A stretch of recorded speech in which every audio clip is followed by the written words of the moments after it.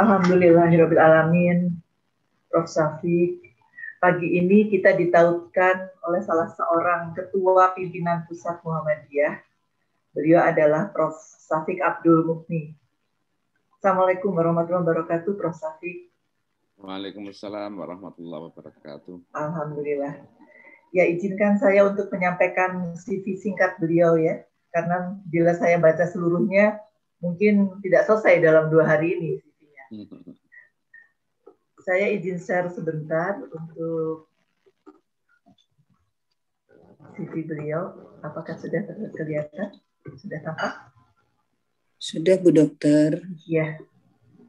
Terima kasih, Ibu Nikmah. Ya, beliau Profesor Syafiq Abdul Mukni, MA, PhD.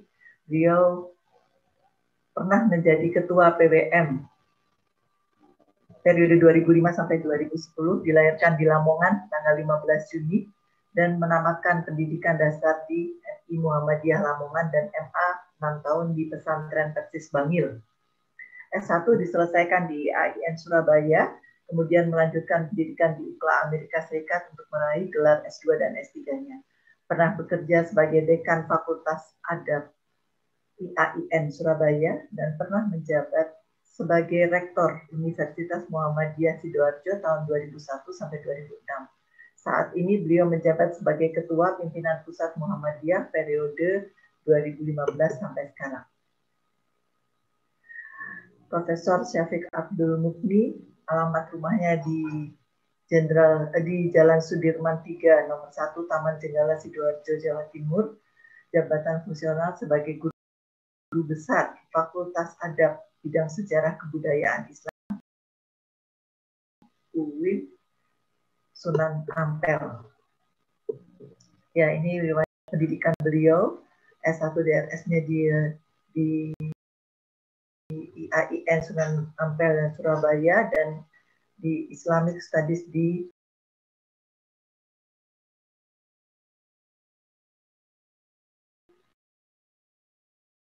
selanjutnya adalah di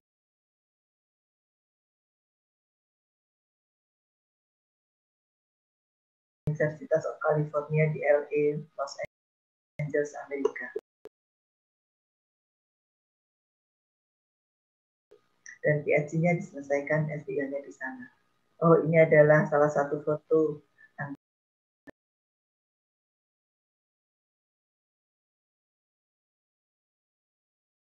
antara narsum dan moderator ini. Yang pernah terjadi di beliau, area keahlian beliau adalah di bidang sejarah peradaban Islam, khususnya di Timur Tengah. Ini kebetulan saja fotonya antara narsum dan moderator yang pernah di Alcázar ini, di Istana Alcázar Sevilla, Spanyol, Andalusia. Baiklah, terima kasih Prof atas demikianlah riwayat singkat yang telah saya bacakan. Pagi ini Profesor Syafiq akan membahas tema yang berkaitan dengan Isra Mi'raj ya. Bagaimana Isra Mi'raj dalam perspektif Muhammadiyah, masih dekat ya, kira-kira 10 hari yang lalu tanggal 11 Maret ini kita bertepatan dengan Isra Mi'raj, dan pagi ini Profesor Abdul ini akan membahas tema tersebut. Kepada Prof. Syafiq kami persilahkan. Silakan Prof. Terima kasih. Assalamualaikum warahmatullahi wabarakatuh. Waalaikumsalam warahmatullahi wabarakatuh. Alhamdulillahirabbil alamin, wassalatu wassalamu ala asrofil anbiya wal mursalin wa ala alihi wa ashabihi ajmain. Amma ba'd. Yang saya hormati para jamaah Aisyah dan Muhammadiyah di lingkungan PWA, PWM Jawa Barat, dan Ibu Moderator Dr. Dian, serta peserta hadirin pengajian subuh yang sangat saya cintai. Syukur alhamdulillah kita bisa bertemu secara daring di forum ini untuk meningkatkan pengetahuan penghayatan keagamaan kita sehubungan dengan kisah atau peristiwa Isra dan Mi'raj Nabi kita Muhammad Sallallahu Alaihi Wasallam. Tentu ini adalah peristiwa yang sudah seringkali kita peringati, namun tidak ada salahnya saya pikir untuk selalu diadakan peringatan ini setiap tahun oleh setiap komunitas karena akan insya Allah memperdalam keimanan kita kepada Allah Subhanahu wa Ta'ala dan ajaran Islam ini. Nah, dalam kesempatan ini saya akan berbicara tentang Isra dan Mi'raj dalam perspektif Muhammadiyah. Ini judul yang diberikan oleh panitia. Tetapi yang penting adalah kita akan melihat bagaimana kisah yang sesungguhnya sesuai dengan ajaran Al-Quran dan Sunnah Al-Maqbulah. Karena itulah dasar dari Muhammadiyah di dalam memandang sesuatu, apakah sesuai dengan Al-Quran ataukah sesuai dengan Sunnah Al-Maqbulah, Sunnah atau hadis-hadis yang diterima atau dipandang sah. Nah,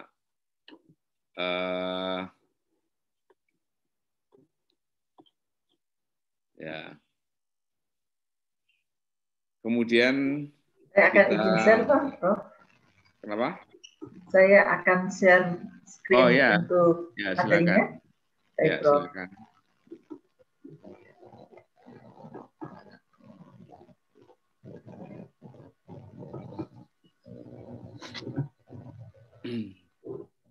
Ya, lanjut.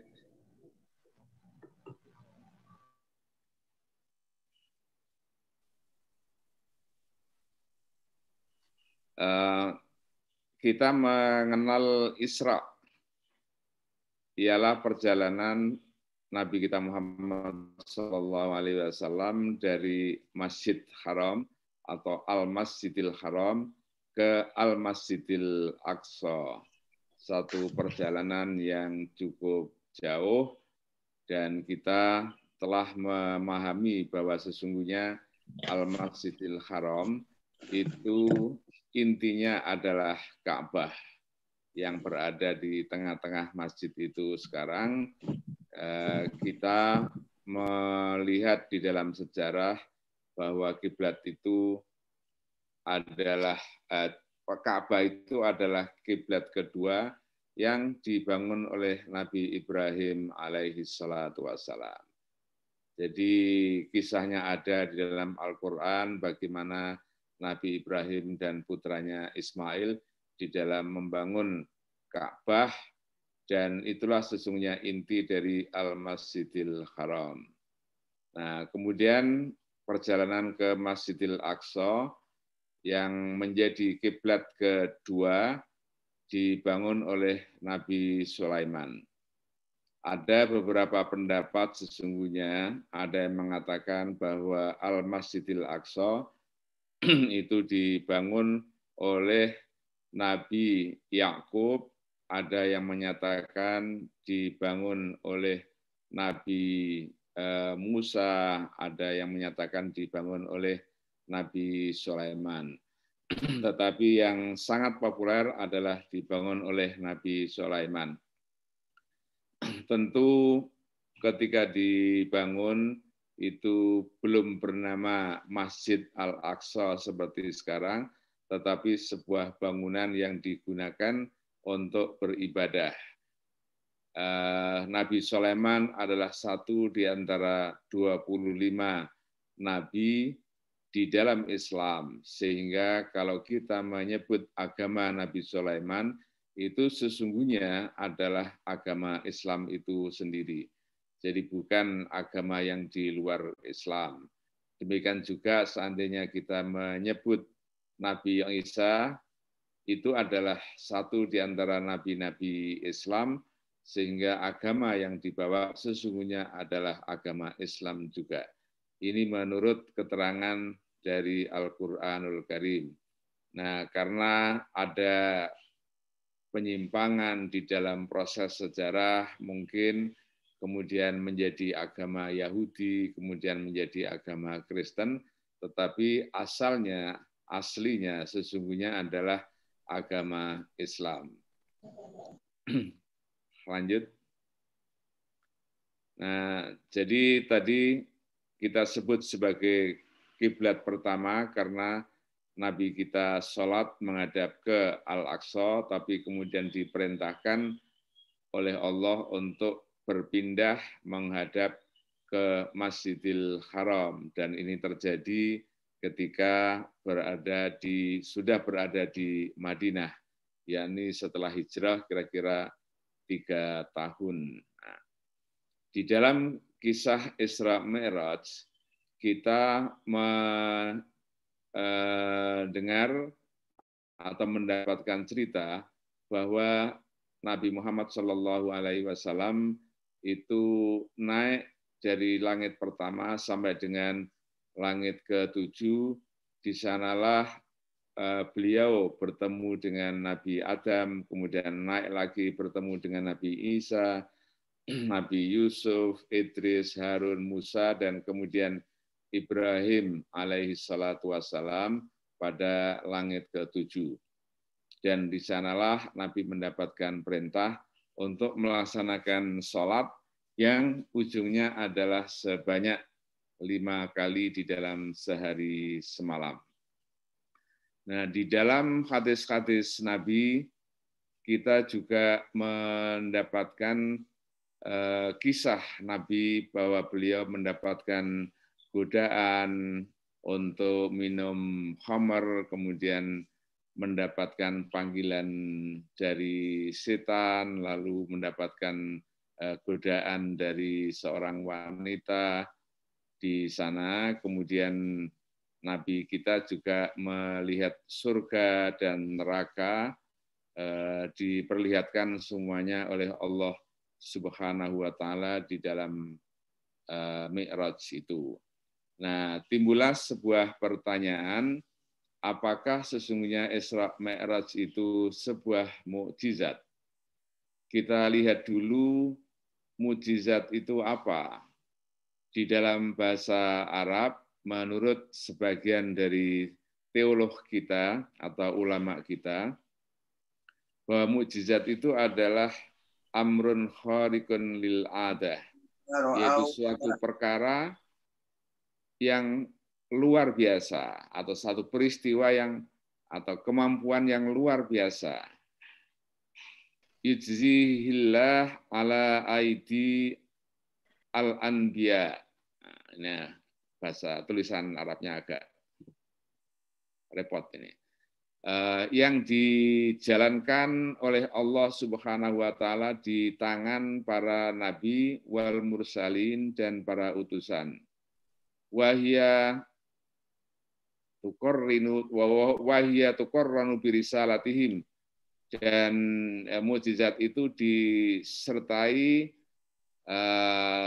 diperkuat ya dengan risalah yang dibawa oleh nabi-nabi itu. Maknanya adalah mukjizat itu untuk memperkuat, untuk meyakinkan kepada umat tentang risalah yang dibawa oleh Nabi kita Muhammad sallallahu alaihi wasallam. Wa hiya taqtarinu bi risalatihim. Lalu sebagian ulama juga menyebut al-mu'jizah hiya ibaratun an dalil au itsba sawa'un kana hissiyan, ini ada kesalahan lagi, kana hissiyan au ma'nawiyan wala yastati'u ayyu ahadin minal bashar 'alal maji bimithliha li'annaha min 'indillahi subhanahu wa ta'ala wal mu'jizah mukhassasah li anbiya'illahi ta'ala wa rusulihi liyakuna dalilan. Ya, ini kelemahan atau keterbatasan di laptop kami. liyakuna dalilan ala sihhati nubuwatihim warisalatihim. Mukjizat itu adalah sesuatu atau gambaran atau menunjukkan atau bermakna dalil atau penetapan, memperkuat maksudnya. Apakah secara hissi atau maknawi, atau apakah secara kasat mata atau secara makna. Makna misalnya Al-Quran. Kasat mata misalnya Nabi Musa merubah tongkat jadi ular, itu hissi. Dan tidak ada seorang pun dari manusia ini yang bisa mendatangkan, melakukan seperti itu. Karena itu datang dari Allah Subhanahu wa taala, dan mukjizat itu dikhususkan untuk nabi-nabi Allah dan rasul-rasulnya, liyakuna dalilan, agar menjadi dalil atas kebenaran kenabiannya dan risalahnya. Nah, kalau kita lihat Isra Mi'raj, apakah sesuai dengan pengertian ini? Sesungguhnya itu termasuk khariqun lil adah, sesuatu yang luar biasa. Tetapi ternyata bukan berfungsi untuk memperkuat keimanan umat atau masyarakat pada zaman itu, karena ternyata sebagian justru menjadi murtad, keluar dari Islam karena mendengar cerita Isra dan Mi'raj itu. Mereka merasa itu satu hal yang aneh, yang menunjukkan bahwa Nabi itu tidak jujur, yang tidak masuk akal, sehingga justru mereka menjadi murtad, keluar dari Islam setelahnya. Jadi karena itu kita tidak memandangnya, demikian juga para ulama, tidak ada satupun yang, atau pada umumnya tidak memasukkan Isra Mi'raj ini sebagai mukjizat yang diberikan Allah kepada Nabi kita. Nah, ternyata kisah Isra dan Mi'raj ini dengan segala ceritanya itu semua telah memberikan inspirasi terhadap banyak sekali karya sastra, baik yang dihasilkan oleh sastrawan-sastrawan Timur, Barat, Eropa, Timur Tengah, dan lain sebagainya. Nah, salah satu di antaranya adalah seorang sastrawan yang bernama Abul Ala Al-Ma'arri. Nah, ini saya kira Bu Akmaliyah kalau hadir di sini sangat menguasai ini karena beliau adalah lulusan dari sastra Arab. Ya. Jadi ini pasti diajarkan di dalam program studi sastra Arab. Abul Ala Al-Ma'arri ini sekalipun namanya Arab, hidup di dalam masyarakat Muslim, tetapi beliau dikategorikan sebagai deis, orang yang percaya kepada Tuhan, tetapi tidak percaya kepada nabi-nabi, tidak percaya kepada ajaran Islam. Nah, sehingga pikiran-pikirannya juga banyak yang nakal, dan salah satu di antara karyanya adalah Risalatul Ghufran, yang artinya adalah risalah pengampunan. Nah, karya sastra ini berkisah tentang seorang yang puritan, orang yang benar-benar ingin membersihkan ajaran Islam dari bid'ah, dari khurafat, tahayul, syirik, dan lain sebagainya. Dan karena itu Ibnu Qarih namanya banyak sekali mengkritik para penyair-penyair. Karena penyair ini banyak melahirkan karya sastra yang tidak sesuai dengan syariat Islam, norma-norma Islam, seperti yang telah disindir di dalam Al-Quran, wasyu'ara yattabi'uhumul ghawun. Para penyair itu dikendalikan, didorong oleh perbuatan-perbuatan yang tidak berguna, yang menyimpang. Dan Risalatul Ghufran itu menunjukkan pengampunan Tuhan yang terbatas, yang tak terbatas. Nah, kisahnya adalah Ibnu Qarih ini ternyata di dalam surga itu bertemu dengan penyair-penyair yang beliau kritik ketika masih hidup di dunia ini. Dikatakan mereka adalah orang-orang zindik yang akan masuk neraka. Tapi Ibnu Qarih kemudian terkejut bahwa penyair itu ternyata bersama-sama ada di dalam surga. Karena pengampunan Allah, pengampunan Tuhan itu tidak terbatas. Nah, memang dari sudut norma-norma Islam banyak kritik terhadap karya sastra ini, tetapi kalau kita baca risalah itu banyak sekali kisah-kisah yang mirip atau punya semangat yang sama di dalam seperti ada di dalam kisah Isra dan Mi'raj itu. Yang kedua, kita melihat seorang sastrawan, penulis banyak sekali puisi-puisi. Namanya adalah Dante Alighieri, yang terkenal dengan sebutan Dante, panggilan Dante. Beliau menulis sebuah buku yang kemudian dikumpulkan, diberikan judul Divina Commedia.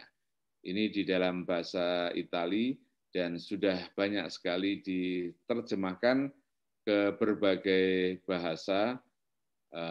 Nah, kira-kira dari mana Divina Commedia ini mendapatkan inspirasi dari Isra dan Mi'raj?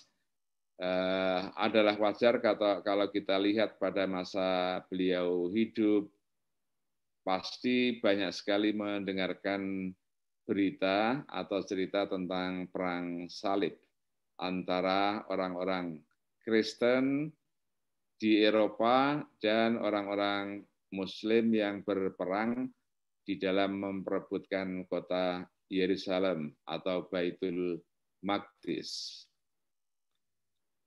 Perang salib ini berjalan cukup lama, mulai tahun 1096 sampai dengan 1270. Perang itu tentu tidak terus-menerus sepanjang satu abad, tetapi berhenti dan mulai lagi, jadi ada jeda begitu. Tapi sebanyak 8 kali kira-kira gelombang perang salib itu terjadi. Nah, ini juga menunjukkan signifikansi atau tempat yang sangat penting Yerusalem itu sehingga diperebutkan oleh dua pemeluk agama Kristen dan Muslim. Tentu ini adalah sejarah masa lalu. Kita tidak akan mengungkit kembali untuk menunjukkan perseteruan, tetapi bagaimana perang itu terjadi, ternyata tidak hanya konflik bersenjata di permukaan yang seringkali kita lihat, tetapi ada arus bawah yang menunjukkan adanya interaksi para sarjana, para ilmuwan. Orang-orang Kristen banyak berkesempatan untuk membaca buku-buku karya dari umat Islam, dan banyak orang Kristen yang juga mempelajari cara hidup umat Islam yang pada saat itu lebih tinggi. Umat Islam lebih beradab, lebih berilmu pengetahuan, lebih unggul dibandingkan dengan orang-orang Kristen, sehingga arahnya adalah orang Kristen banyak mengambil manfaat di arus bawah dari sudut ilmu pengetahuan, dari sudut kebudayaan. Nah, yang menarik adalah bahwa Dante di dalam bukunya ini bercerita dengan judul Inferno, yang arti harfiahnya adalah neraka. Kemudian dilanjutkan dengan bagian Purgatorio, lalu diakhiri dengan Paradiso, yang artinya adalah surga. Nah, mirip apa yang dikisahkan di dalam Isra Mi'raj ketika Dante menulis tentang Inferno. Bagaimana lingkaran 9 itu bagi orang yang berdosa, bagi orang yang suka melakukan maksiat, bagi orang pemakan riba, bagi orang yang tidak mau menyantuni fukara dan masakin, orang yang memperlakukan yatim piatu tidak sewajarnya, dan sebagainya, maka orang-orang tersebut menghuni neraka Inferno ini. Tetapi tidak hanya itu, Dante juga memasukkan orang-orang tokoh, bahkan filosof yang belum pernah dibaptis, itu pun akan menjadi penghuni Inferno. Nah, Purgatorio ini adalah tangga untuk menuju kepada surga, pada paradiso. Ada tahapan-tahapan, ada tingkatan-tingkatan yang dilalui, sehingga lama-lama nanti orang itu akan masuk kepada surga. Demikian juga di bagian paradiso yang arti harfiahnya adalah surga, paradise, dan mengisahkan bagaimana kehidupan di surga itu nanti. Nah, ini mau tidak mau banyak sekali kritik sastra, peminat sastra yang kemudian tidak bisa mengelak dari inspirasi yang ada di dalam kisah Isra dan Mi'raj itu. Lanjut.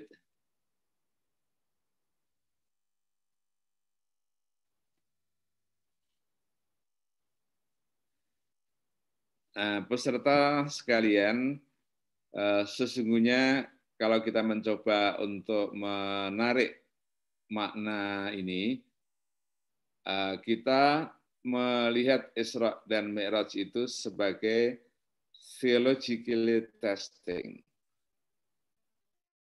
merupakan uji secara teologis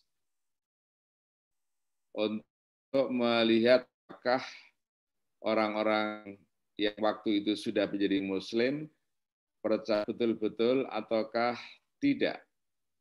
Seperti yang saya sebutkan tadi, ada mereka yang kemudian murtad, tidak percaya, mengatakan Nabi pembohong, tetapi banyak juga yang kemudian menyatakan kebenaran, mempercayai kisah itu. Contoh yang paling tipikal adalah Abu Bakar yang kemudian diberi titel As-Siddiq, yang membenarkan ini adalah gambaran dari terbelahnya masyarakat Muslim pada waktu itu terhadap peristiwa Isra dan Mi'raj. Maka mereka yang lemah imannya itu tentu minggir, tetapi yang tetap bertahan di dalam Islam itu adalah yang benar-benar memiliki kekuatan teologis yang yakin benar apapun yang dikatakan oleh Nabi Muhammad Shallallahu Alaihi Wasallam. Jadi ini sebuah ujian sehingga bukan mukjizat kepada masyarakat Islam pada zaman itu. Tetapi juga Isra dan Mi'raj adalah spiritually deepening, memperdalam secara spiritual, karena banyak kisah Isra Mi'raj itu yang berkaitan dengan dunia spiritual. Perdebatan tentu bisa saja terjadi apakah Nabi itu berisra mi'raj dengan jasadnya ataukah hanya ruhnya saja? Kaum Mu'tazilah berpendapat, ini para teolog rasionalis, berpendapat bahwa yang Isra dan Mi'raj itu adalah ruh, tidak dengan jasadnya. Tetapi di kalangan Sunni pada umumnya berpendapat bahwa beliau itu dengan roh dan jasadnya sekaligus. Atau tidak hanya jasadnya saja, rohnya tidak. Ini mungkin saja. Tetapi bagi kalangan Sunni ini dua-duanya menjalankan Isra dan Mi'raj. Nah, bagaimana penghayatan atau pengalaman spiritual, itu adalah satu hal yang sangat luar biasa, yang benar-benar kalau kita renungkan itu akan menjadi sarana untuk mengevaluasi diri kita sejauh mana tingkat spiritualitas kita. Misalnya Nabi kita Muhammad SAW di dalam sebuah hadis disebutkan bahwa as-salat mi'rajul mu'min. Salat itu adalah mi'rajnya orang mukmin. Jadi kita melaksanakan salat itu seharusnya seperti Nabi bermi'raj. Didorong untuk berihsan di dalam salat itu. Ketika Nabi bertemu malaikat Jibril misalnya ditanya mahwal ihsan, apa itu ihsan?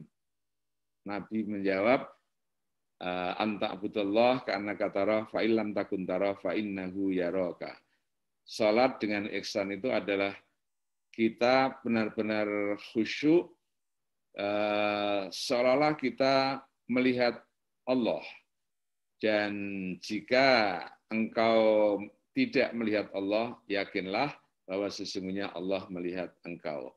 Artinya kita harus benar-benar merasakan sedang berkomunikasi dengan Allah Subhanahu wa Ta'ala. Karena di dalam salat itu kan sebenarnya ada dua hal, dua bagian. Yang pertama adalah proklamasi, pernyataan, komitmen kepada Allah.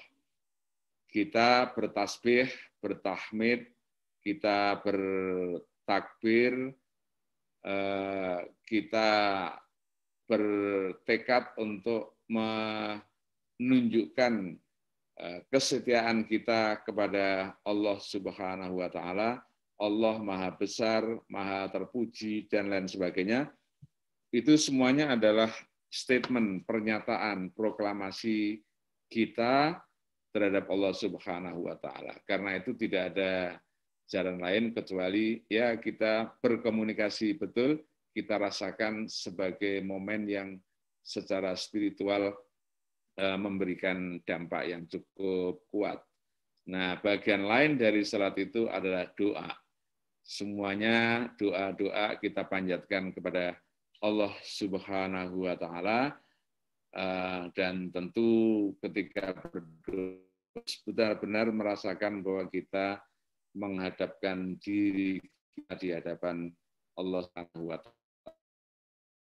Nah, jadi merasakan nikmatnya tak spiritual dengan Allah, maka kita wujudkan itu di dalam salat seperti halnya Nabi itu di dalam Mi'raj. Nah, di dalam Muhammadiyah tentu sekalipun ini secara spiritual bagus, tetapi tentu tidak cukup itu. Nah, kemudian yang ketiga tadi adalah scientifically challenging, yang masih tadi itu sebelum ini ya. secara ilmu pengetahuan itu menantang. Banyak sekali peristiwa yang pada zaman Nabi merupakan keanehan. Di dalam Al-Quran juga banyak pernyataan atau kisah yang pada saat itu merupakan barang aneh, tapi kemudian pada akhirnya terbukti secara ilmu pengetahuan. Sesungguhnya kebenaran Al-Quran itu tidak harus atau tidak membutuhkan pembuktian ilmu pengetahuan. Tetapi kalau ilmu pengetahuan kemudian membuktikannya, itu adalah sebuah penguatan atas kebenaran Al-Quran. Tetapi kalau ilmu pengetahuan memang belum bisa membuktikan kebenarannya, bukan berarti kita tidak percaya kepada Al-Quran. Sekalipun demikian, secara ilmu pengetahuan, kisah Isra Mi'raj ini sangat menantang.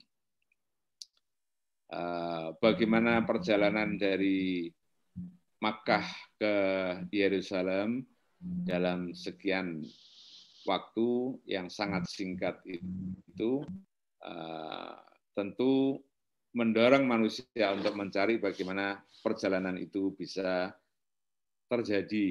Ya. Lalu kemudian ada pesawat terbang dan lain sebagainya. Saya kira kemudian itu lebih menguatkan bahwa itu bukan peristiwa yang tidak masuk akal, ghairu ma'qul, bukan peristiwa yang seperti itu, hanya saja khariqun lil ada, peristiwa yang luar biasa, tidak sesuai dengan kebiasaan, tetapi bukan berarti tidak masuk akal, karena sesuatu yang masuk akal itu bisa jadi belum menjadi sebuah kebiasaan atau masih tidak biasa.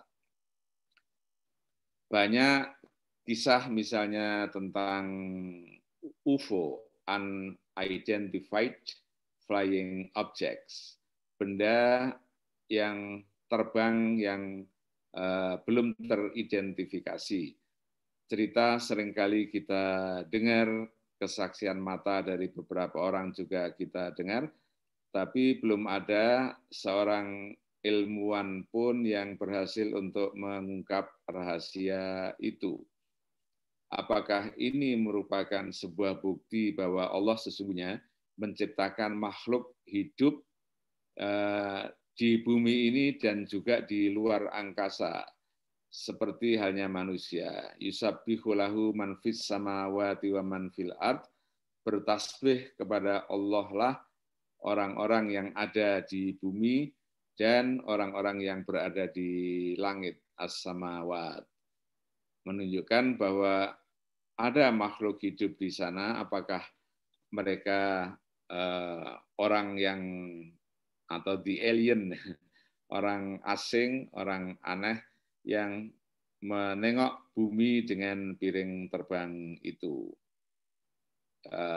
Apakah kemudian teori time tunnel, ya, lorong waktu yang memungkinkan manusia untuk berjalan-jalan di masa lalu atau berjalan-jalan untuk di masa yang akan datang. Nah, ini tentu satu pertanyaan yang sangat menantang.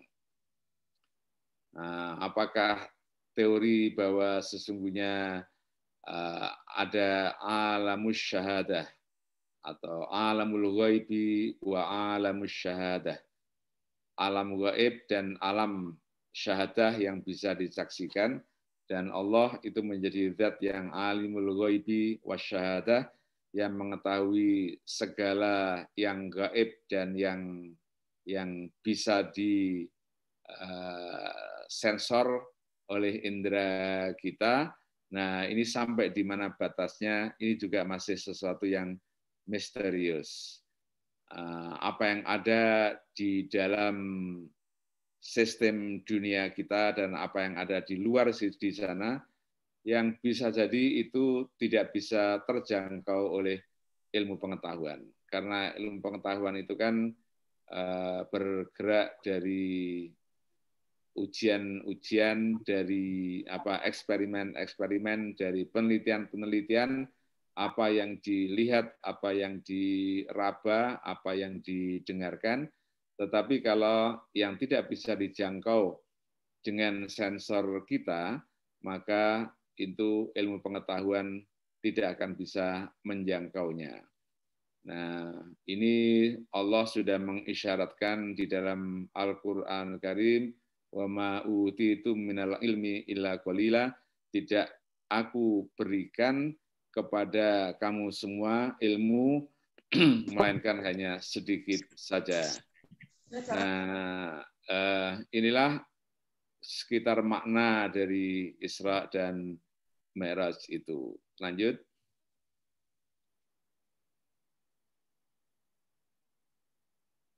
Nah, bagaimana Muhammadiyah melihatnya? Yang pertama adalah soal sumber dari kisah itu, baik di dalam Al-Quran maupun hadis-hadis Nabi.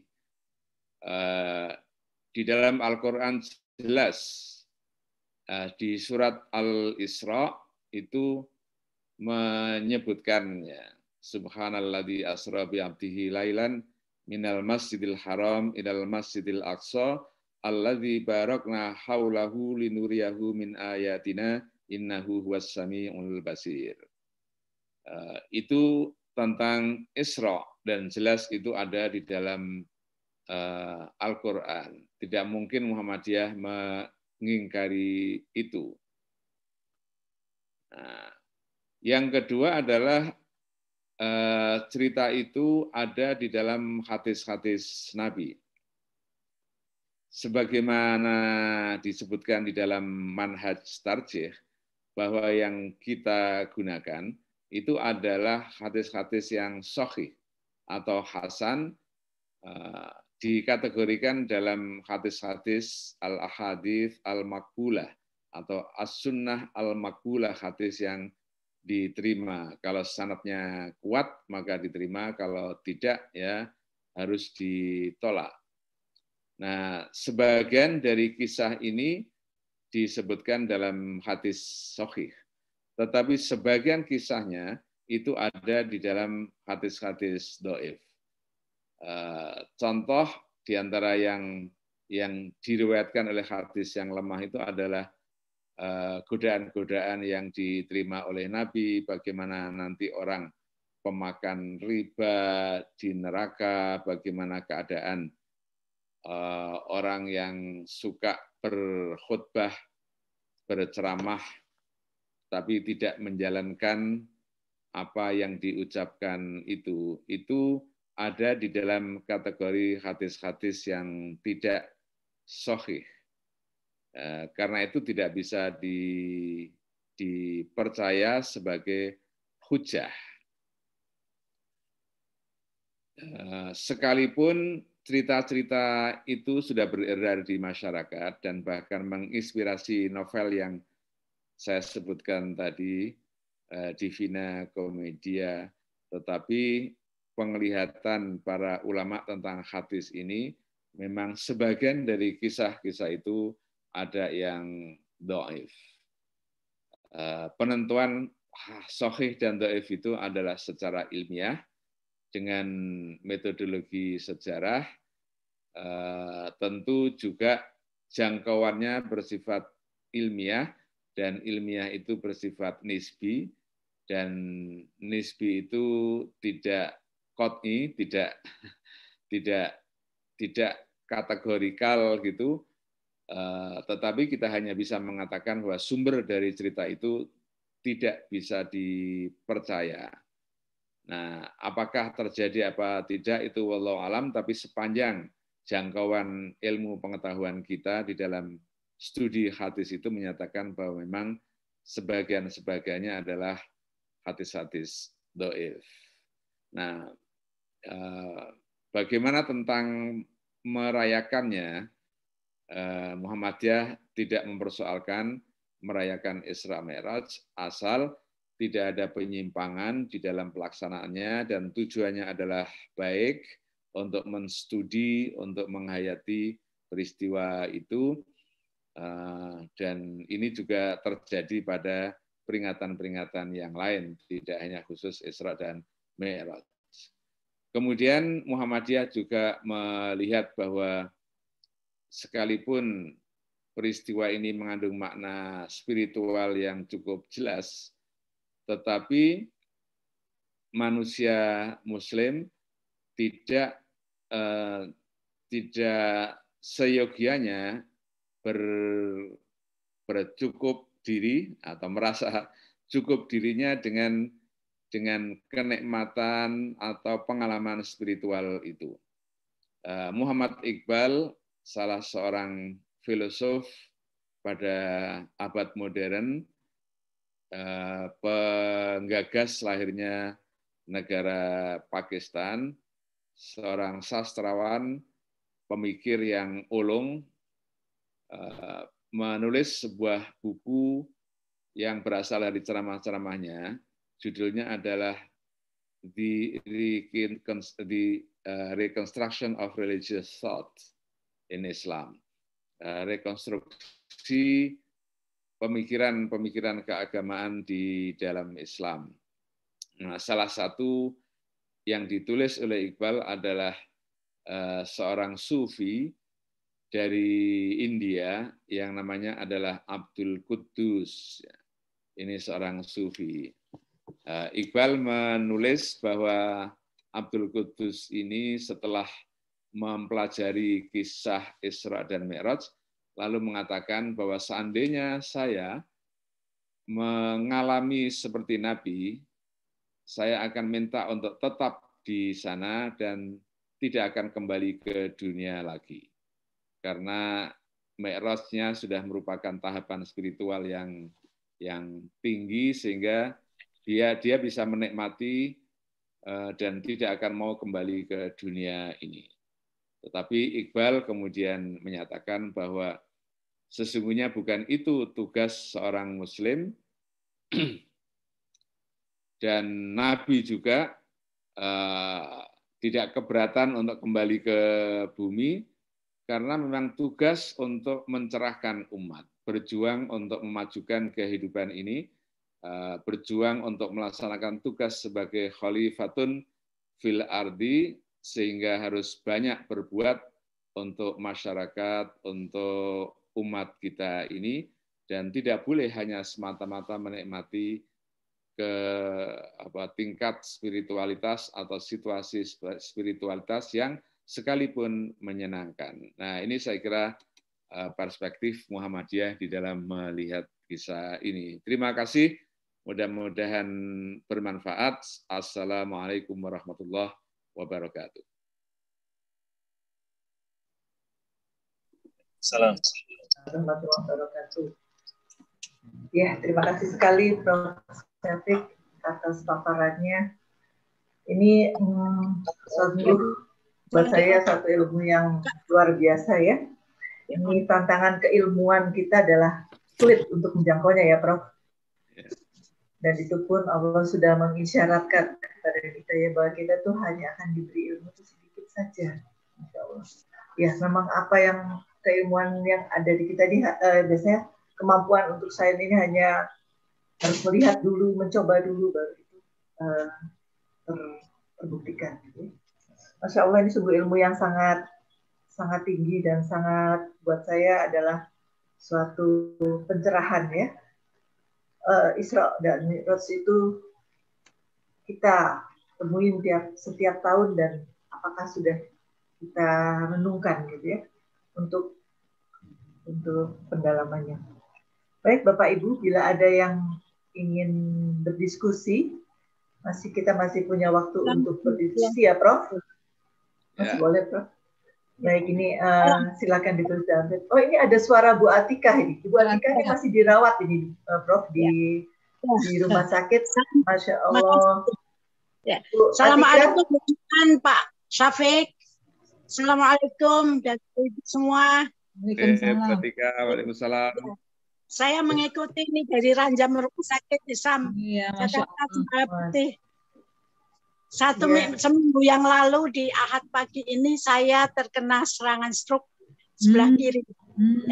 Dan alhamdulillah berkat doa dari ibu-ibu, terima kasih ibu-ibu pengajian, kemudian dari teman-teman semua, semakin membaik dan insya Allah ini saya mulai belajar berjalan.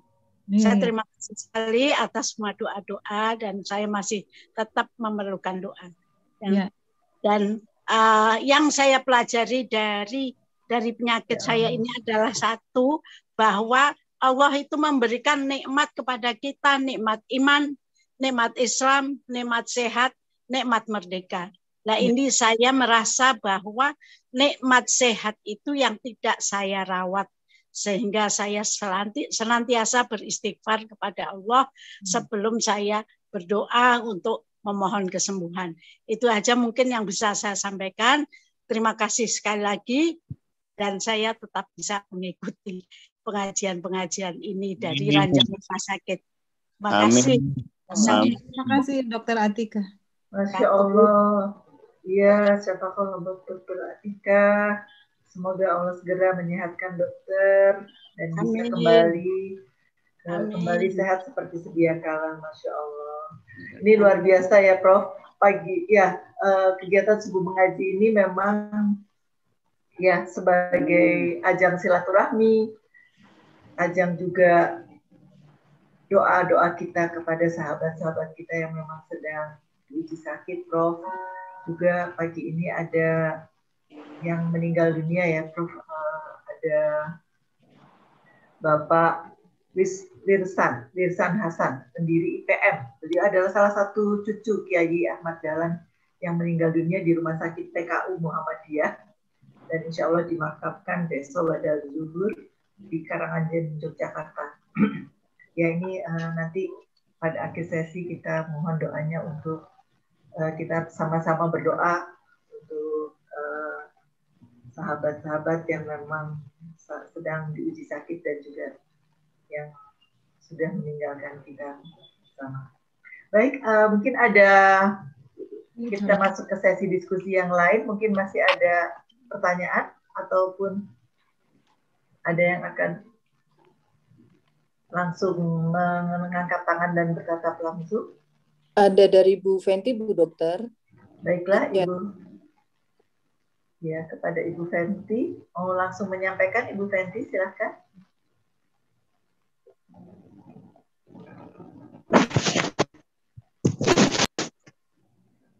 Ya, baiklah, ini saya baca dari Pak Sutopo ya, Pak Sutopo Badung.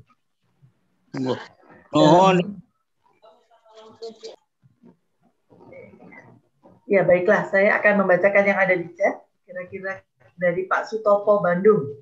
Assalamualaikum. Mohon penjelasan tentang hadis yang menjelaskan bahwa Isra Mi'raj ada keterangan Rasul SAW dinasihatkan atas nama Musa sampai dengan minta keringanan 50 kali sholat tiap hari sampai jatuhnya ke 5 waktu saja. Begitu Pak Prof. Syafiq. Jadi bagaimana ini ya, maksudnya kalau saya sarikan mungkin waktu itu untuk sholat itu dimintakan diharapkan 50 kali, tetapi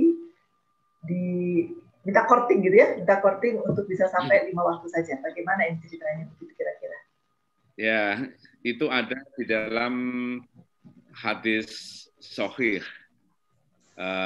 Dan ada juga di dalam kitab-kitab tarikh, misalnya tarikh Ibnu Ishaq, kemudian tarikh Ibnu Hisham, itu dikisahkan ini, sehingga itu benar adanya. Tetapi makna dari itu tentu adalah sebuah kasih sayang Allah kepada umat Islam, sehingga tidak akan memberikan beban yang sangat berat, dan itu banyak dinyatakan dalam Al-Quran. Ma'anzalna alaikal Qur'an litasqa illa tadhkiratan liman yakhsha misalnya. Jadi itu menunjukkan kasih sayang Allah kepada umat Muhammad ini. Bukan dengan pengertian bahwa seandainya Nabi tidak ketemu Nabi Musa yang keberatan atau pesimis umat Islam sekarang bisa melaksanakannya, maka tetap akan menjadi 50 kali. Bukan itu maknanya, tapi adalah ekspresi dari kasih sayang Allah kepada umat Islam sekarang untuk tidak terberatkan dengan kewajiban-kewajiban yang di luar kemampuan manusia. Tapi itu ada dalam hadis sahih. Ya. Baik, terima kasih Prof. Ini masih ada yang akan bertanya lagi, yaitu dari Bapak Jamaluddin Darwis. Silakan, Pak Jamal. Apakah terdengar? Bapak Jamaluddin Darwis.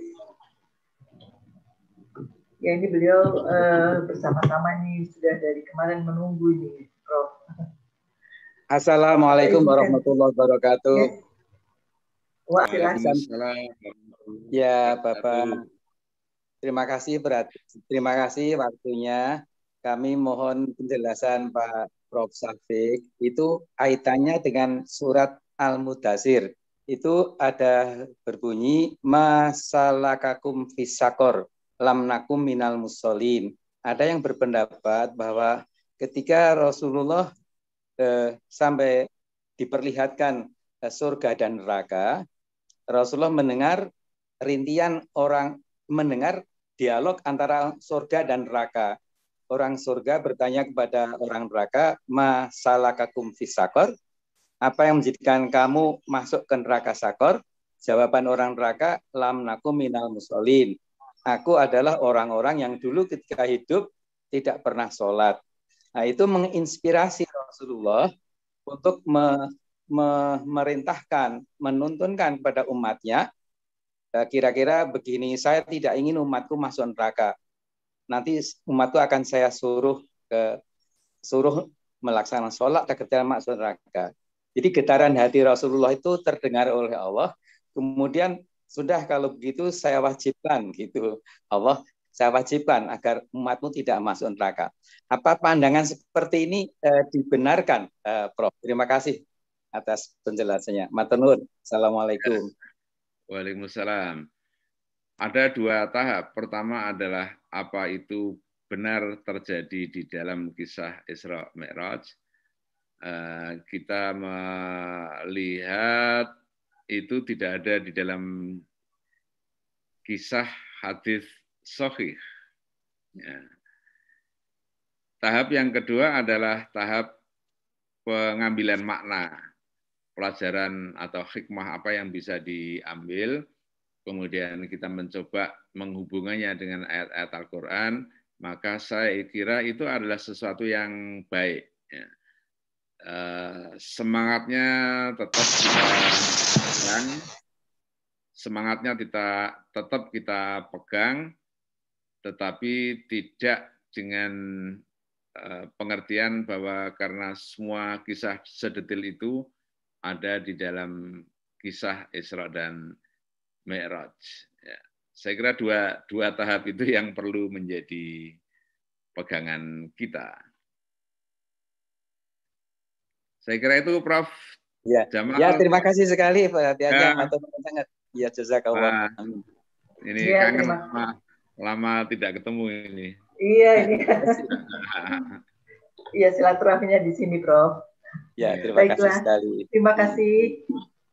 Baiklah, masih ada yang akan bertanya lagi dari Pak Wawan ini. Saya akan izin membacakan sebentar. Atau dibacakan dulu dari chat, Dok? Sebentar, iya.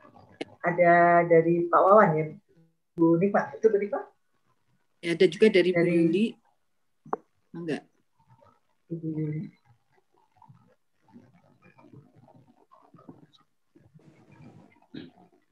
Iya, ini dari Ibu Yuli. Izin bertanya, Prof. 1. Peristiwa Isra Mi'raj dijelaskan dalam Al-Quran yang memungkinkan untuk ditafsirkan dari berbagai perspektif. Bagaimana hikmah Terus bagaimana hikmah peristiwa yang luar biasa tersebut dikaitkan dengan konteks era milenial ini? Apakah ada nilai-nilai pembelajaran yang bisa kita ambil dari peristiwa Isra Mi'raj tersebut? Dikatakan dalam bidang keorganisasian. Itu dari Yuli PCA Mulyudan Yogyakarta. Ya, begitu Prof kira-kira. Ya, tentu menjadi pelajaran yang mengandung hikmah yang sangat besar bagi milenial. Tadi sudah saya sebutkan ada spiritual deepening, pendalaman spiritual. Nah, asumsi milenial yang sangat akrab dengan dunia teknologi informasi, dengan segala macam karakteristik yang menjadi ciri dari kaum milenial itu dikhawatirkan akan mengalami pendangkalan spiritual.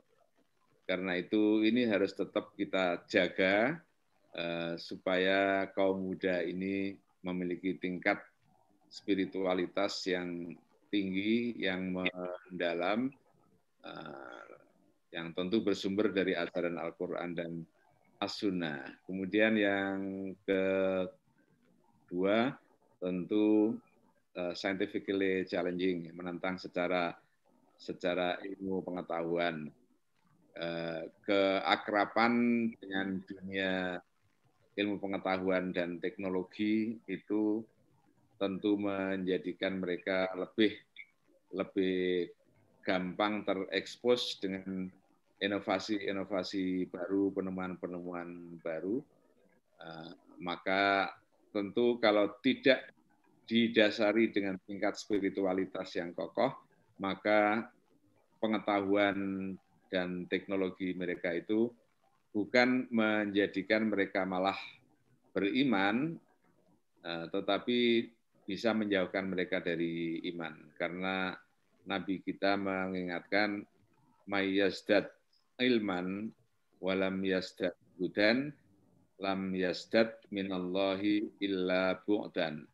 Barang siapa yang tambah ilmunya tapi tidak tambah petunjuknya, tidak tambah hidayahnya, maka dia tidak bertambah kecuali jauhnya dari Allah Subhanahu wa Ta'ala.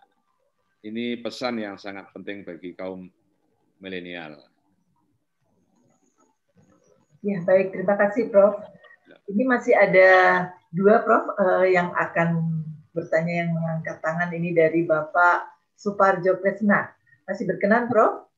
Masih, monggo. Silakan, monggo. Silakan. Monggo. Ya. Bismillahirrahmanirrahim. Assalamualaikum warahmatullahi wabarakatuh. Waalaikumsalam warahmatullahi wabarakatuh. Izin, Prof. Saya dari PCM Bojonggede. Ya. Mohon pencerahannya, Prof, terkait dengan Isra Mi'raj yang diterangkan Prof tadi. Yang dimaksud dengan Isra Mi'raj tadi kan tinjauannya ada yang mengatakan hanya roh saja, ada yang roh dan sekaligus jasadnya. Pertanyaan kami, Prof, yang disebut dengan posisi naik ke arsy Allah itu, kalau dilihat dari ilmu astronomi tata surya, itu naik ke atas itu ke arah mana? Ke arah matahari kah, atau ke arah galaksi lain, atau ke arah mana? Itu yang pertama. Yang kedua, Prof, kalau dikaitkan dengan posisi arsy Allah. Arsy Allah kalau Mi'raj ini katanya ke langit Sab 7 atau ke Sidratul Muntaha. Mohon maaf tadi saya belum mendapatkan pencerahannya. Lah terus kalau katanya Allah itu dekat, bahkan lebih dekat daripada urat leher kita. Lah posisi naik ke langit ke-7 atau Sidratul Muntaha itu posisinya gimana, Prof? Mohon penjelasan dua hal itu. Terima kasih. Wassalamualaikum warahmatullahi wabarakatuh. Waalaikumsalam warahmatullahi wabarakatuh. sayangnya sudah tidak ada Nabi Muhammad sehingga kita tidak bisa bertanya. Ya, jadi saya sama sekali tidak tahu dan belum ada ilmuwan yang bisa menyingkap itu. Tanya tentang Al-Baitul Ma'mur yang disebut-sebut dalam Mi'raj itu ada di dalam Al-Quran, tapi informasinya sangat sedikit. Apa itu Baitul Ma'mur dan di mana lokasinya, bendanya itu seperti apa, itu juga tidak ada keterangan yang cukup luas atau keterangan yang memadai untuk menjawab keinginan tahuan kita. Demikian juga tentang As-Sidrah Al-Muntaha. Itu juga sangat pendek di dalam Al-Quran Karim disebut, sehingga kita juga masih harus menggali untuk memenuhi keinginan tahuan kita. Jadi ke arah mana, apakah ke arah matahari atau kebalikannya, saya tidak tahu, tapi yang jelas kalau Isra kan dari Makkah ke Yerusalem. Itu berarti kebalikan dari matahari karena malam hari itu. Tetapi Mi'rajnya, nah ini yang masih misteri. Tidak ada seorang pun yang bisa menjelaskan dengan pasti. Ya. Mungkin inilah yang disebut oleh Allah alimul ghaibi itu. Allah Maha tahu yang gaib. Kita semuanya tidak tahu dan hanya sedikit yang bisa kita ketahui. Misalnya ayat ini,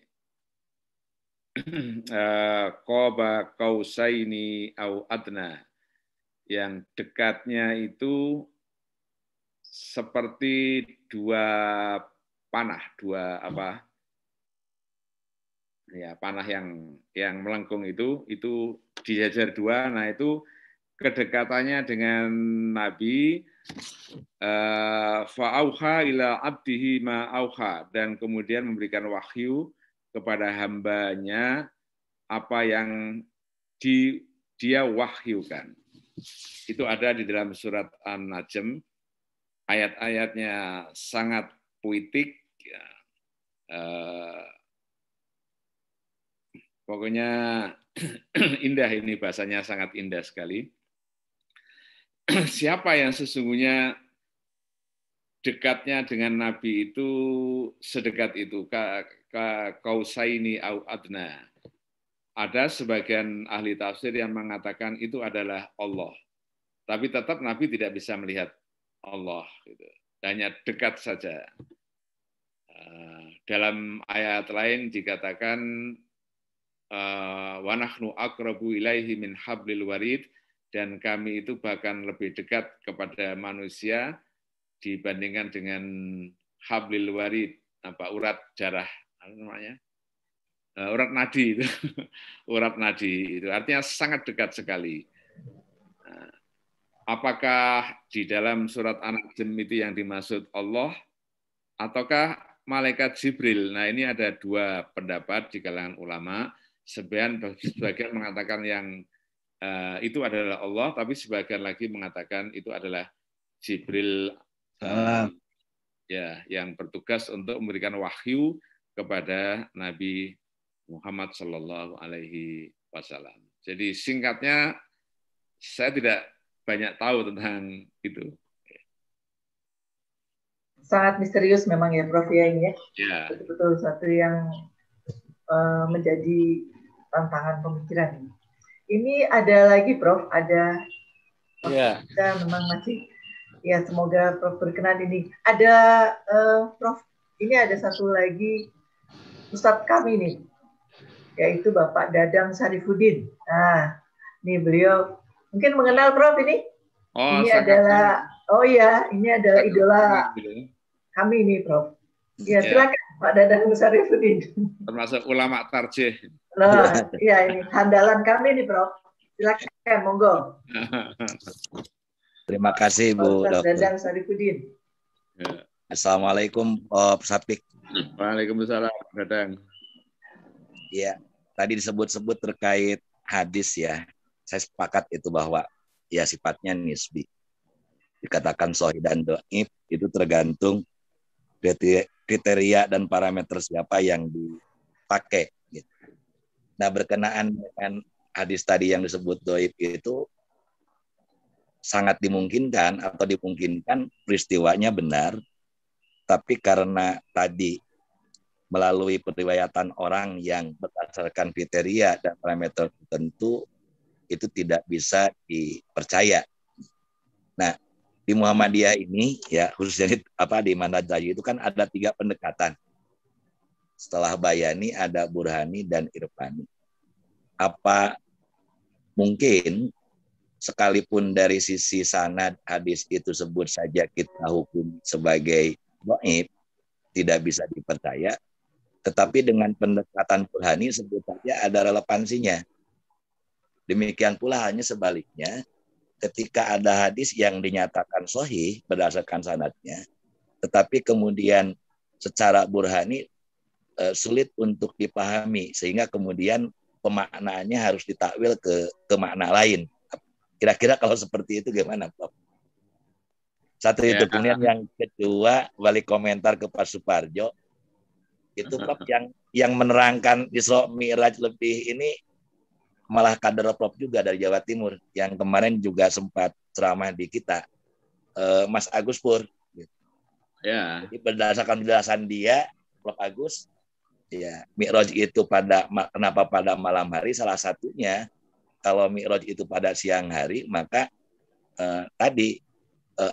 akan menuju ke arah matahari, karena pada malam hari maka bumi saat itu sedang membelakang matahari. Kalau Mi'raj menuju ke arah matahari ya hancur, Nabi Muhammad tidak bisa balik lagi. Terima kasih. Ya, terima kasih. Ya, itu kemungkinan saja sangat bagus. Saya kira Pak Dadang tidak bertanya tadi itu, tapi ingin menegaskan ya. Lebih ingin menegaskan ya. Pendekatan mungkin untuk sekedar pengetahuan kita, Majelis Tarjih menggunakan 3 pendekatan, yaitu pendekatan bayani. Sangat kuat peran teks di sana. Jadi ada nas, ada teks, lalu apa makna dari teks itu, dinyatakan apa oleh teks tersebut. Biasa digunakan oleh para fuqaha dan lain-lain. Kemudian ada pendekatan burhani ini yang bersifat rasional, pendekatan rasional. Para mutakalimun, teolog Muslim, khususnya Mu'tazilah, itu berpikir sangat rasional. Sehingga contohnya tadi kalau Nabi itu tidak mungkin Isra Mi'raj dengan jasadnya, yang Isra Mi'raj adalah rohnya saja, karena mereka menganggap itu tidak rasional kalau dengan jasadnya. Kemudian pendekatan irfani biasa digunakan oleh para sufi dengan makna bahwa suatu kebenaran itu tidak harus dinyatakan dengan teks, dengan nas, dengan kata-kata dalam Quran maupun hadis, tidak juga harus rasional, tetapi bisa dengan perasaan, dengan kasyaf, artinya hati kita tiba-tiba dibukakan oleh Allah tentang kebenaran itu. Nah, apakah bisa kita lihat itu sebagai benar walaupun hadisnya dhaif? Ya, ukurannya ini yang paling liberal, ya. Perasaan, dzauq itu menyatakan ini benar. Nah, itu bisa jadi, tapi juga bisa tidak jadi. Artinya ini masih sesuatu yang membuka ruang sangat luas karena berkaitan dengan pengalaman spiritual yang tidak bisa diperdebatkan. Tapi saya yakin bahwa kisah-kisah yang ada dalam hadis dhaif yang kemungkinan secara irfani itu benar, insya Allah, atau saya yakin bahkan tidak menyangkut keimanan kita, apakah kalau tidak percaya kita menjadi kufur atau tidak, saya kira tidak sampai ke sana. Tidak sampai ke sana. Jadi kalau kita percaya kepada apa yang ada dalam hadis dhaif, ya secara epistemologis dipersoalkan, tetapi secara keimanan insya Allah tidak mempengaruhi kita menjadi kufur atau tetap beriman. Terima kasih. Terima kasih Pak Dadang. Sama-sama, Prof. Ya, baiklah. Terima kasih banyak, Prof. Ini memang kehadiran Prof. Syafiq ini banyak yang memberikan apresiasi nih. Tadi ada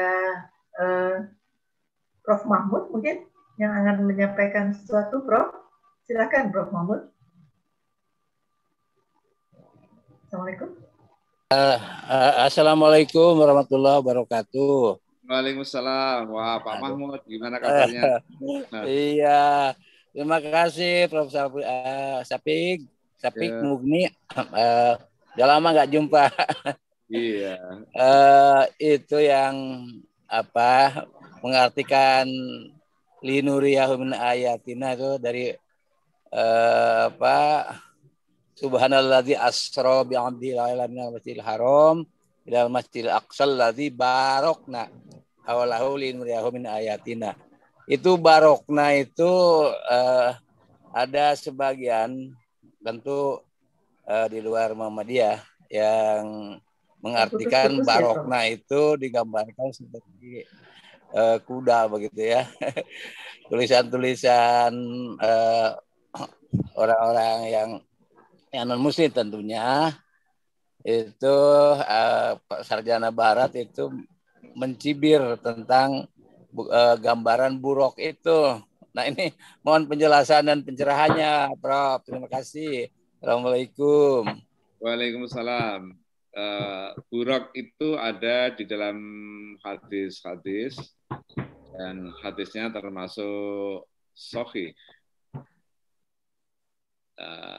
Tetapi apakah buruk ini sebuah perlambang dari kendaraan yang sangat cepat, bentuknya mirip binatang, tetapi bukan binatang, ataukah ada penafsiran lain? Nah ini masih serba interpretable, bisa diartikan bermacam-macam. Apakah itu ada kaitannya dengan barokna haulahu? Tentu dalam wilayah yang berbeda. Sekalipun ada yang mempersoalkan atau tergelitik untuk mengetahui kami berkati sekelilingnya, artinya sekeliling dari Masjidil Aqsa itu, karena kenyataannya itu menjadi sumber konflik berkepanjangan sampai dengan sekarang ini. Pada zaman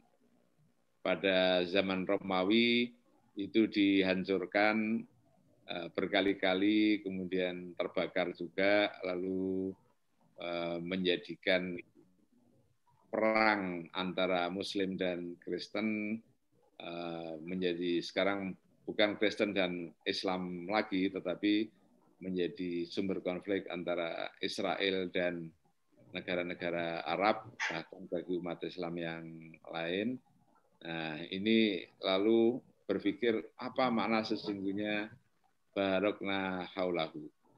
Tapi bisa jadi kami berikan berkah itu sesungguhnya mengandung berkah yang sangat besar, tapi karena seringkali manusia tidak mensyukuri, lalu itu menjadi fitnah, menjadi sumber konflik di antara kita. Sesuatu yang sesungguhnya baik, itu kalau tidak manfaatkan dengan benar, maka itu bisa menjadi sumber malapetaka. Tapi yang jelas, barokna haulahu, kami berikan berkah, barokah sekeliling dari Al-Masjidil Aqsa itu. Baik, terima kasih banyak Prof. Syafiq. Ya, terima kasih Bu Dr. Dian. Ya, terima kasih Prof. Mahmud. Beliau ini juga sedang mengadakan kegiatan subuh ngaji ya Prof ya. Jadi sama-sama. Jadi di dua tempat ini. Bangga Dianto. Baik, terima kasih. Ada satu lagi Prof dari Pak Ridwan. Apakah Pak Ridwan masih terhubung ini? Pak Ridwan? Bisa. Nah, itu dia. Ini Pak Ridwan Abu Bakar, Prof. Ya, ya, ini kalau tidak difasilitasi nanti beliau harus hadir ini. Silakan. Terima kasih Pak Dian. Ya, Prof. Syafiq. Assalamualaikum warahmatullahi wabarakatuh. Waalaikumsalam warahmatullahi wabarakatuh. Pertanyaan saya mungkin tidak ada kaitan dengan imam, tapi hanya tentang kebenaran sejarah. Masalah Masjidil Aqsa. Di dalam sebuah riwayat, orang-orang kafir Quraisy minta pembuktian tentang kebenaran perjalanan itu. Salah satu yang digambarkan oleh Rasulullah adalah tentang tiang masjid dan pintu Masjidil Aqsa. Padahal dalam fakta sejarah, Masjidil Aqsa itu seperti yang disampaikan oleh Pak Syafiq tadi dibangun oleh Nabi Sulaiman, ada juga yang menyebut Nabi Daud, kemudian lalu dihancurkan oleh Nebukadnezar. Setelah dihancurkan, maka orang-orang Yahudi digiring ke Babilonia, tapi setelah itu sekitar 50 tahun terjadi perang antara Babylon, Nebukadnezar melawan orang-orang Persia, dimenangkan oleh Persia, Raja Cyrus atau Dairus, kemudian orang Yahudi dikembalikan lagi ke Yerusalem. Lalu mereka membangun Masjidil Aqsa. Nah, Masjidil Aqsa atau Haikal Sulaiman itu berjalan sampai dengan zaman Isa. Nabi Isa sempat masuk ke dalam Masjidil Aqsa dan dia mengutuk karena begitu indahnya Masjidil Aqsa sementara orang-orang yang lumpang. Lalu Nabi Isa mengutuk. Nah, akibat kutukan Nabi Isa itu maka sekitar tahun 70 Masehi Kaisar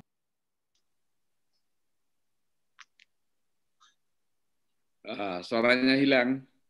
Iya, kayaknya ketutup, Dok. Ya, gitu. Di unmute. Ya, Pak Ridwan, suaranya Pak Ridwan. Iya, maaf ya, soalnya. Sampai di mana tadi ya? Di singkatnya bahwa Masjidil Aqsa kemudian dihancurkan oleh Kaisar Titus dari Romawi. Dan itu menjadi bagian dari kerajaan Romawi. Dan itu berjalan sampai dengan Kaisar Konstantin, 300 tahun Masehi, abad ketiga Masehi. Nah, salah satu ibu dari Konstantin itu namanya Helena. Helena datang ke Palestina ingin mencari peninggalan Nabi Isa, peninggalan suci. Singkat cerita ditemukan di bawah tempat sampah, yaitu salib. Makanya ada masjid gereja kebangkitan. Kemudian Helena menyatakan sebagai tanda kebencian terhadap Yahudi, di mana tempat yang paling suci yang dianggap oleh orang Yahudi. Itu ditunjukkanlah Haikal Sulaiman itu, lalu menjadi tempat sampah. Dan itu berjalan sampai dengan penaklukan oleh Umar bin Khattab. Mananya apa? Bahwa dari konteks sejarah itu, Masjidil Aqsa itu sebenarnya tidak ada menjadi tempat sampah. Lalu dari saya kaitkan tadi dengan pembuktian yang diceritakan oleh Rasulullah SAW tadi itu. Nah, pertanyaannya mungkin apakah ada pemaknaan lain dari Rasulullah menggambarkan tentang Masjidil Aqsa itu, ataukah hadisnya itu yang dhaif, yang tidak bisa dipercaya? Karena memang terjadi antara sebenarnya andai kan ada Pak Judi juga saya minta coba diteliti itu kenapa ada perbedaan antara hadis dengan sejarah. Fakta sejarahnya tidak ada Masjidil Aqsa itu menjadi tempat sampah. Sementara dalam hadisnya diceritakan oleh Rasulullah. Apakah hadisnya itu sebagaimana itu? Tapi saya yakin walau apapun mungkin insya Allah tidak akan mempengaruhi keimanan. Dan kita tetap meyakini itu ada Isra dan Mi'raj. Terima kasih Pak Sabi. Ya, sebagaimana Al-Masjidil Haram, maka Al-Masjidil Aqsa itu bisa jadi ada bangunan masjid, bisa jadi hanya tempat, tanahnya saja. Masjidil Haram itu dulunya kan cuma Ka'bah saja, sisanya itu adalah tanah kosong, belum ada bangunan masjidnya. Apalagi perintah sholat kan baru tahun kedua sebelum hijrah. Jadi sebelum itu tidak dipakai untuk sholat seperti kita sekarang, tapi sudah ada Al-Masjidil Haram sudah ada. Maka Masjidil Aqsa juga bisa jadi tanah kosong, dan tanah kosong bisa jadi dipenuhi dengan sampah, tetapi di bawahnya bisa jadi sudah ada bangunan Salomon Temple misalnya, yang sekarang menimbulkan kontroversi karena orang Yahudi kepengen menggali itu, tentu dengan resiko Masjidil Aqsa sekarang akan runtuh. Demikian juga pada saat Umar bin Khattab menaklukkan Yerusalem, bangunan itu belum ada dan baru dibangun seperti sekarang. Itu sebagian menyatakan pada zaman Abdul Malik bin Marwan atau bahkan Marwan bin atau Al-Walid, ya, yang diteruskan dengan Al-Walid. Nah, jadi masjid sudah ada, bangunan bisa jadi sudah ada tapi tenggelam oleh sampah itu atau oleh debu yang tebal. Tetapi substansi masjid sudah ada. Nah, apakah itu yang dimaksud? Sehingga jendela-jendela dan lain sebagainya itu adalah bangunan yang sekarang yang pada saat itu masih tertimbun. Itu persoalan satu. Persoalan dua adalah apakah hadisnya dhaif secara sanad, memang itu adalah hadisnya sahih secara sanad. Tapi secara sanad itu menurut sebagian ilmuwan hadis bisa jadi tetap benar kisahnya, bisa jadi kisahnya itu keliru. Itu secara ilmiah dibenarkan. Sehingga bagaimana kita harus mempercayainya? Nah, ada dua cara. Pertama adalah tidak mengakui kebenaran hadis tersebut.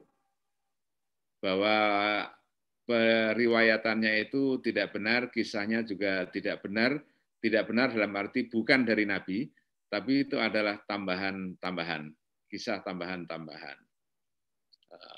Insya Allah tidak mempengaruhi iman.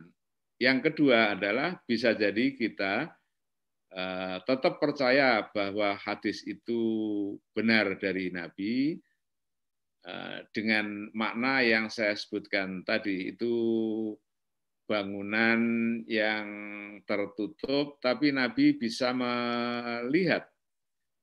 Nah, orang-orang yang datang kepada Nabi itu tentu melihat masjid tersebut ketika dalam keadaan utuh menjadi bangunan, bukan yang sedang tertimbun.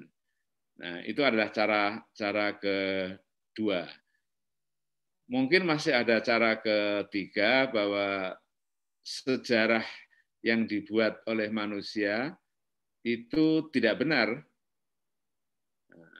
Jadi sejarah tentang perkembangan Al-Masjidil Aqsa itu kan dicatat oleh sejarah, yang bisa jadi benar, bisa jadi tidak, bisa salah, bisa autentik.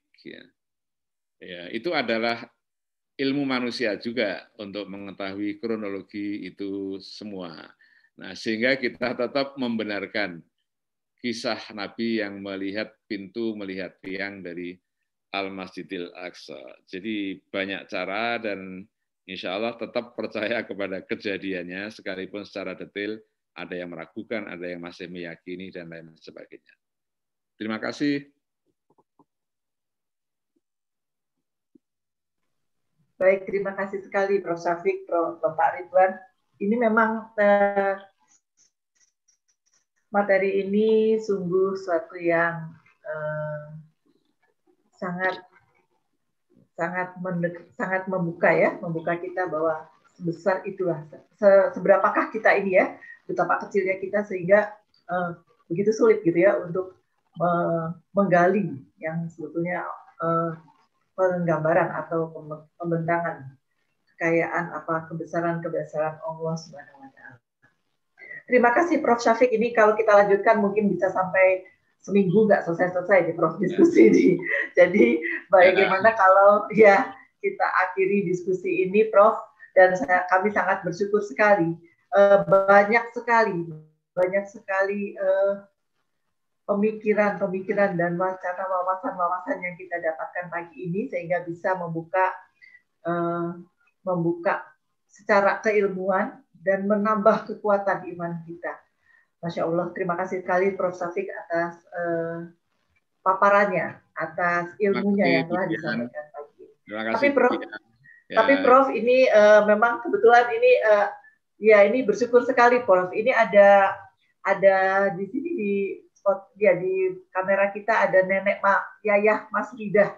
Ya, beliau ini adalah Nenek Yayah Masridah ini adalah yang telah mewakafkan lahan ke Muhammadiyah beliau, dan sekarang lahan tersebut dikelola oleh Aisyah dan sedang dalam pembangunan gedung dakwah pendidikan ABS, Aisyah Boarding School di Cangkring, Bale Endah. Alhamdulillah, beliau juga hadir pada kesempatan ini pagi ini Prof bersama keluarga.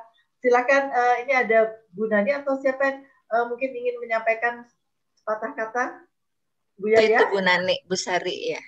Bu Sari dan monggo dibuka. Dibuka mic-nya Bu. Assalamualaikum Ibu Nani. Assalamualaikum Nenek Yaya.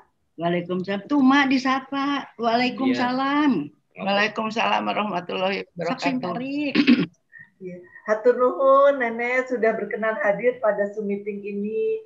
Terima kasih atas semua yang telah Nenek berikan pada kami. Semoga nanti gedung dakwah Aisyah Boarding School ini dapat memberikan manfaat bagi umat. Terima kasih banyak Nenek.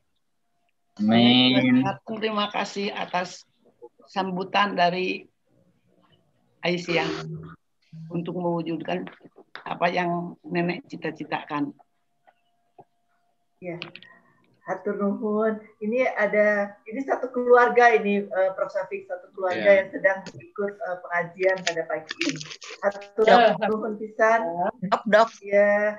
Mohon maaf, ini Nenek ini bercita-cita ingin mempunyai pesantren lewat Aisyah ini yang santri-santrinya berhati Mekah, berotak derman katanya. Ya, otak Jerman. Masya Allah, alhamdulillah. Ya, hatur nuhun Nenek. Ya, terus saja berkembang buat kita ya Nek. Terima kasih banyak atas semua yang telah Nenek sampaikan kepada kami. Semoga kita bisa melanjutkan ladang amal ini untuk bisa lebih banyak manfaatnya bagi umat. Selanjutnya, terima kasih sekali. Selanjutnya pagi ini sudah ada di depan kita Bapak Suhada, pimpinan wilayah Muhammadiyah Jawa Barat. Kepada Bapak Suhada, beliau ini sedang dalam perjalanan ini, Prof. Assalamualaikum Pak Suhada. Waalaikumsalam Prof. Terima kasih sekali atas paparannya. Jadi saya tidak berposisi sebagai pemimpinnya atau menyempurnakan, tetapi sebagai penikmat paparan kebudayaan, paparan peradaban lintas persada, baik persada masih di tataran gugusan galaksi Bima Sakti atau lebih dari itu, ya, itu tentu ilmu pengetahuan kita belum menyentuh sampai seperti yang digambarkan dalam Al-Quran. Tetapi ketika kita membaca Al-Quran, tentu hanya keimanan yang bisa menjangkau itu. Oleh karena itu, mengucapkan terima kasih atas kesediaan Prof untuk jadi narasumber di pengajian subuh mengaji ini. Mudah-mudahan menjadi kebaikan untuk kita semua dalam rangka membangun peradaban Islam yang lebih mulia di masa yang akan datang dengan mengetahui peradaban Islam seperti yang dipaparkan oleh Prof tadi. Terima kasih Prof. Assalamualaikum warahmatullahi wabarakatuh. Waalaikumsalam warahmatullahi wabarakatuh. Ya, terima kasih. Ini kebetulan Bapak Suhada, Prof sedang ada dalam perjalanan bertugas ini, bertugas untuk menuju ke Bekasi ya, Prof, Pak Suhada. Diamanilah Pak Suhada. Selanjutnya adalah ada Ibu Ia Kurniati, beliau adalah pimpinan wilayah Aisyah. Ini adalah ibu kami nih yang membina untuk kegiatan subuh mengaji ini. Silakan Ibu. Bismillahirrahmanirrahim. Assalamualaikum warahmatullahi wabarakatuh. Waalaikumsalam warahmatullahi wabarakatuh. Terima kasih Prof Syafiq paparannya. Ilmunya sangat tinggi dan itu sangat mencerahkan kami semua. Tapi pada kesempatan ini saya mohon izin Dr. Dian ini. Saya minta waktu sedikit dari Prof Syafiq ini untuk menceritakan bagaimana ini Jawa Timur bisa maju ini di pergerakan Muhammadiyah Aisyahnya ini. Karena Prof Syafiq menjabat sebagai ketua cukup lama ya Prof. Apa kiat-kiatnya Prof supaya kami-kami ini juga sama ingin maju seperti Jatim ini.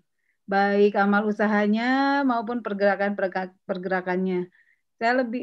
Karena kalau tadi sudah sangat kami serap dan mudah-mudahan menjadi inspirasi. Gimana nih Prof? Karena yang hadir pada kesempatan ini baik dari pimpinan, ada kawan dari pimpinan pusat, wilayah-wilayah, daerah bahkan cabang dan ranting hadir pada kesempatan ini. Saya ingin mendapatkan supportnya nih seperti apa nih Prof? Terima kasih. Wah, terima kasih. Kalau cerita tentang ini bisa panjang sekali. Tapi sebagian dari faktor itu adalah persoalan leadership, persoalan kepemimpinan.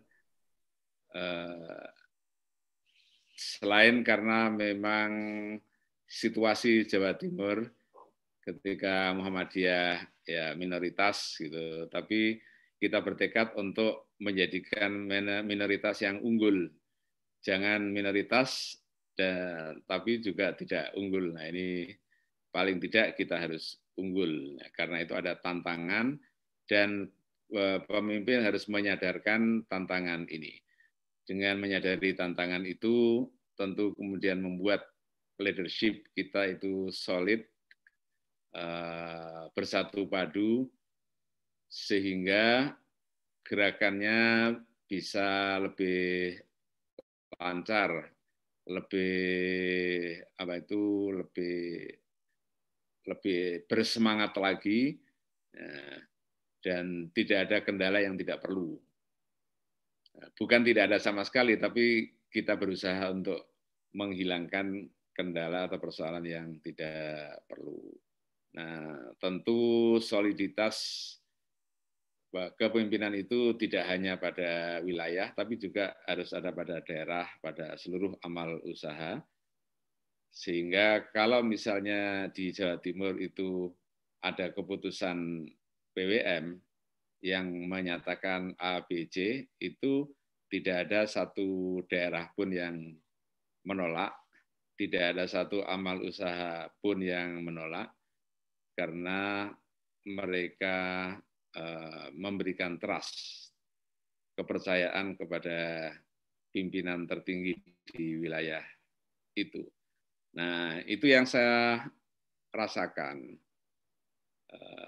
Ya, bisa banyak cerita tentang itu, tapi saya kira dalam kesempatan ini, pendek kata, kapasitas kepemimpinan di wilayah, di daerah, di cabang, dan seluruh amal usaha, itu harus dibangun sehingga bersatu padu, tidak berjalan sendiri-sendiri, semuanya didirect menuju tujuan yang sama.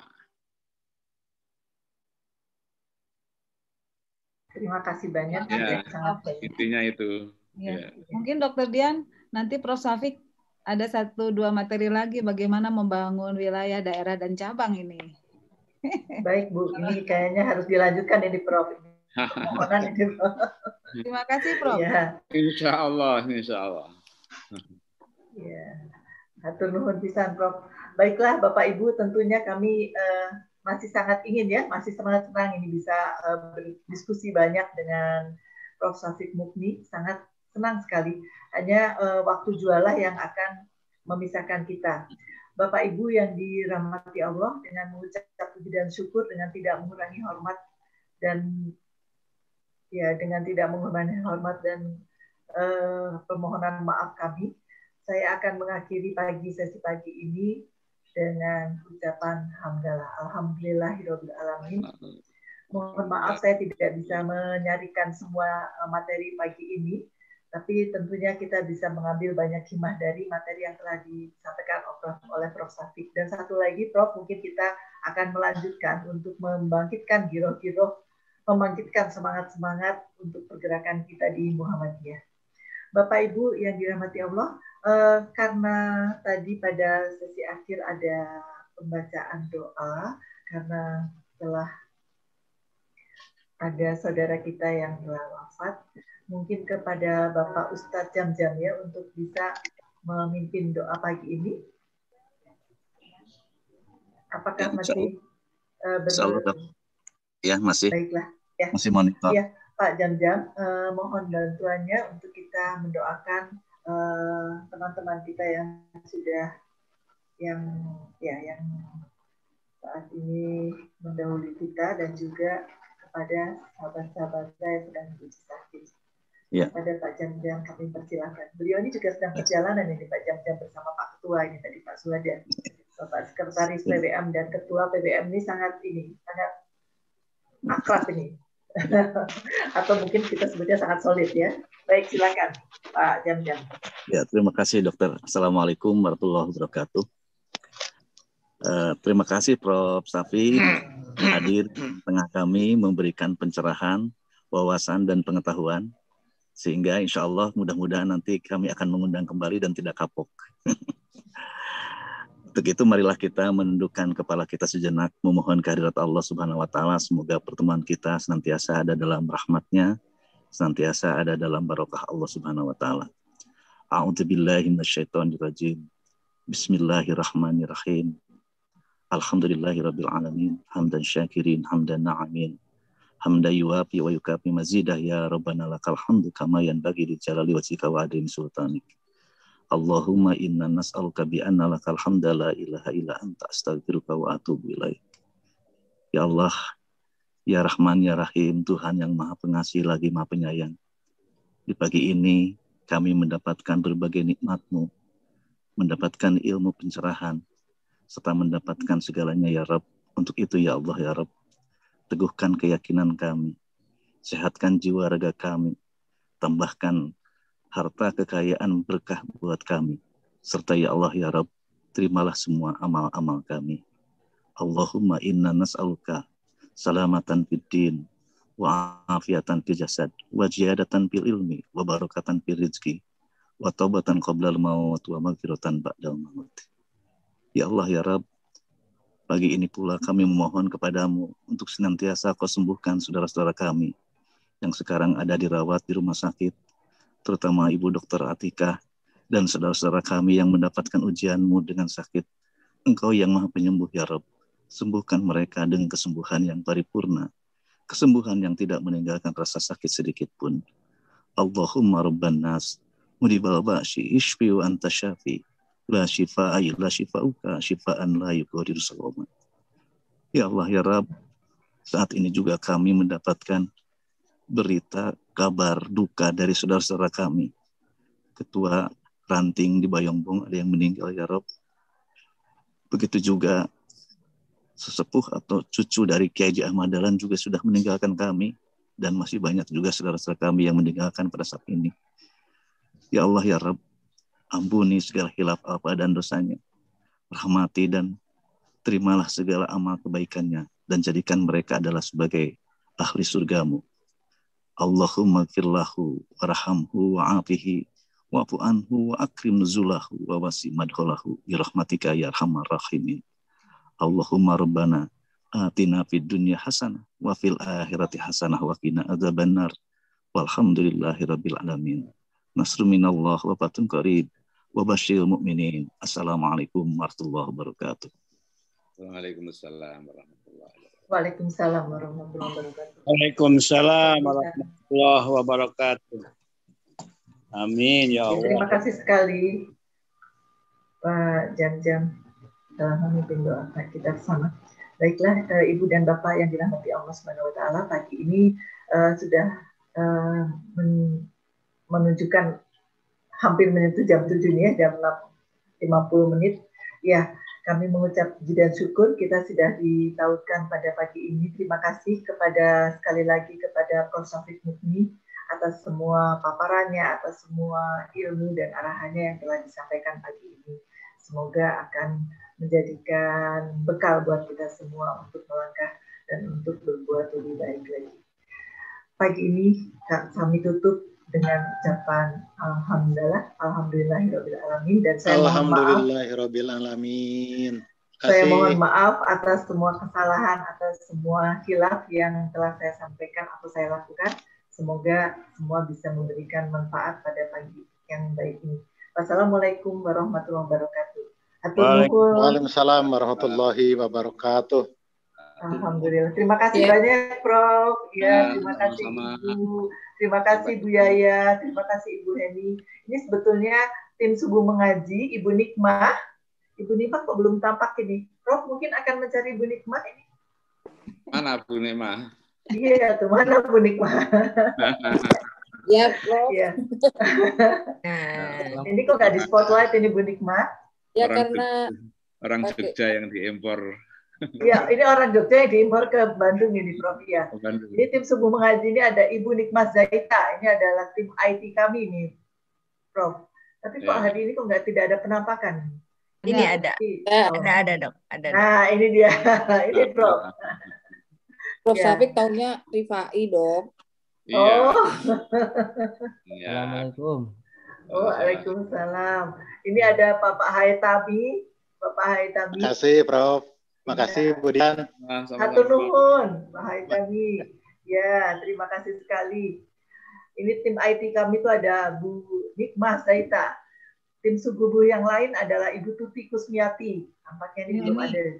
Ibu Heni Nuraini. Ya, ini Ibu Heni. Waalaikumsalam. Salam. Ya, beliau adalah salah satu ketua dari pimpinan wilayah Aisyah Jawa Barat.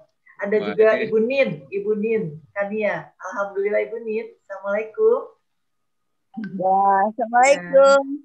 Alhamdulillah. Ini Waalaikumsalam warahmatullahi wabarakatuh. Alhamdulillah sehat Ibu. Terima kasih Prof. Syafiq. Ya. Pencerahannya Wah, ini tokoh-tokohnya ternyata muncul semua ini tokoh-tokohnya. Iya. Saya ketua Majelis Tabligh. WA aja Bang. Alhamdulillah, hatur nuhun. Terima kasih, sampai ketemu. Ya, terima kasih Prof. Ya, hatur nuhun. Terima kasih. Ya. Subuh semua. Terima kasih. Ya, hatur nuhun.